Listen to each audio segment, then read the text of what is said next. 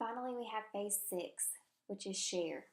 And during the share phase, your learners are going to be publishing, adding to databases, and promoting their portfolios that they created. Ms. Sanders, myself, and Ms. Davis, which make up our technology department, are currently working to create a digital symposium video that is going to be emailed to parents that explains some digital citizenship, fees, proper use, damages, and some information about digital portfolios. When they finish watching the video, they'll have to complete a form agreeing that they did watch it and that they understand everything in the video.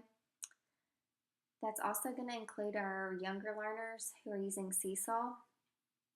They'll get a QR code, and that QR code will go home to mom and dad or their guardian, and from there, whomever that is at home, that is the guardian or the parents, can share that QR code with whomever they would like. So grandparents, aunts, and uncles can have access. Other people can access the learner's Seesaw portfolio. And so they can make comments and various things within their particular learner's portfolio. And for the older learners, they're going to be using Google Sites. So they will actually publish their portfolios to the web, and they will be openly shared. Something really cool that several teachers did last year, and I think the biggest example of it was several things that Miss Austin did. We had some global audiences, and parents were okay with that.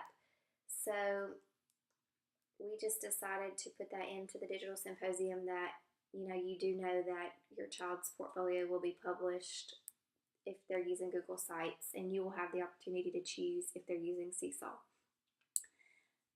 If there's a problem with that, it'll be addressed on a case-by-case basis.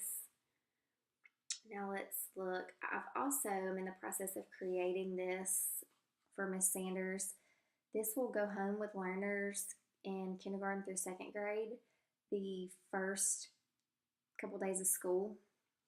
And what it is a permission slip to use Google Apps for Education, because Seesaw and Google Apps work really well together. Several teachers want to utilize Google Classroom, and so we want parents to know that their children are doing this safely, and that we're not just giving them an email address and saying, here, go for it. They actually will not have access to an email address, but they will have access to Docs, Slides, Sheets, and Drive. And this is just us getting documentation saying that they agree that it's okay for their child to do those things, or if it's not. And we will, again, address that on a case-by-case basis. But Seesaw and Google mesh very well together. And, of course, Google and Google will always work well together, creating a site from importing something from a doc or slide, etc., over to a site.